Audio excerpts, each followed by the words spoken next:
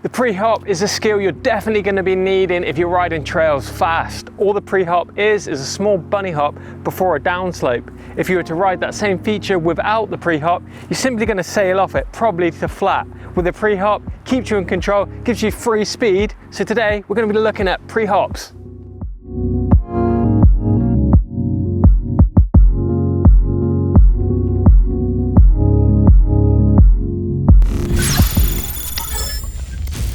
One quick note before you do this pre-hop technique, you're going to need to know how to bunny hop and you're going to need to know how to pump terrain. If you haven't checked out those videos already, be sure to check them out. Also, whilst you're there, don't forget to subscribe to EMBN and click that notification bell.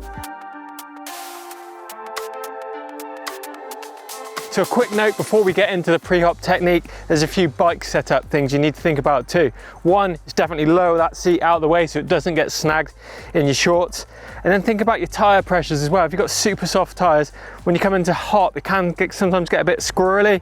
Think about your suspension, sometimes a little bit stiffer fork, and the rear shock can make things a little bit more predictable. And also think about the rebound as well. You don't want it super fast, so it's going to be like riding a pogo stick down the hill, but you don't want it super slow, so it's sucking down. Just make sure that the bike responds to your hop nicely and controlled.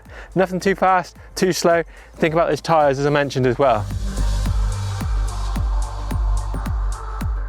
So where are you going to use the pre-hop technique? Well, firstly, you definitely need to be doing this on a trail that you know. If you do it on a trail that you don't know, you could be jumping into the unknown, and that definitely isn't good. I've got this section of trail which has a multitude of lines coming into it. We've got a fast line coming into it, so it means if I was to ride this trail first time, I'd be hitting the brakes, rolling down it, just having a look at the line. But I think to inject a bit more speed into it, if we use the pre-hop technique, basically I'm going to do a little bunny hop and pump this down slope. It's going to give me way more speed.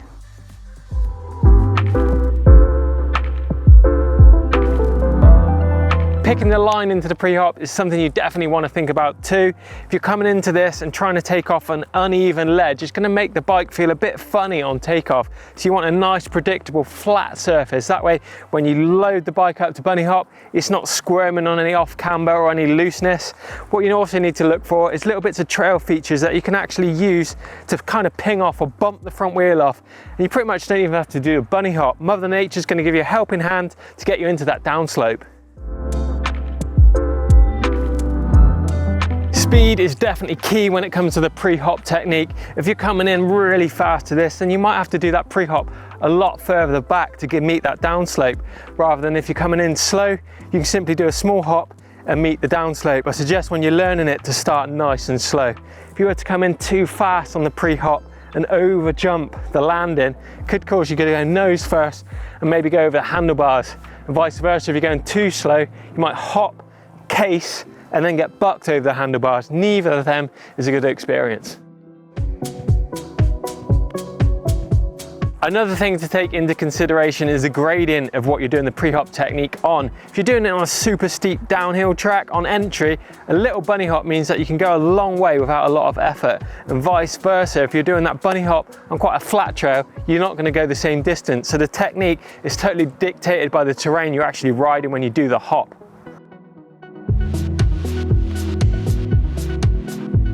Right, so I found the perfect place to do the pre-hop technique. I've checked it out, it's free of everything on the run in and the run out. There's nothing that's going to cause me any problems. So I'm going to break it down into 3 points for you. You've got the entry, the move and the exit.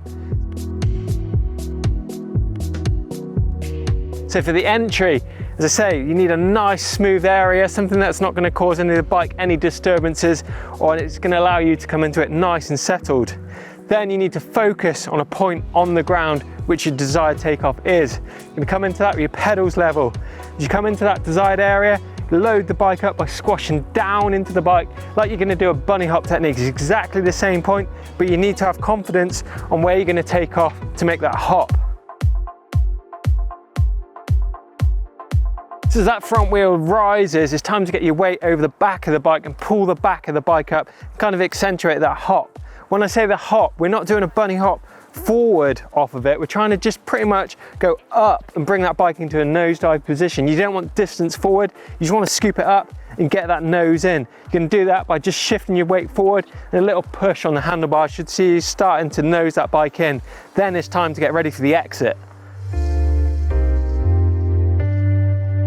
As soon as your tyres make contact, it's time to get to the middle and slightly rearward on the bike. Just be ready for that compression at the bottom. So you're kind of driving the bike in, kind of like when you pump a roller. You really want to feel that face and the weight of the bike driving you forward. As the bike enters the compression at the bottom of the slope, it's time to think about that G out that you're going to get. So you want to get into the middle of the bike, maybe slightly forward. Just be aware on some steeper slopes, the bike will actually take off on that G out. So just be prepped for that. Once you've got that dialed, look down the exit and fire down that trail. So for the perfect pre-hop, the technique would be that your front wheel and back wheel both meet the top of the knuckle you're trying to land into, meaning you're going to get the max speed down that slope and you're going to stay in control. There's a few mistakes you can make. One is coming in too slow, encasing the top. Sometimes you can hop a bit deep, meaning that your wheels can land halfway down. That means you come in too fast or your hop is too much. And the other one is thinking about what line you're going to be on too. If you choose that wrong line, things can get squirrely before they even began.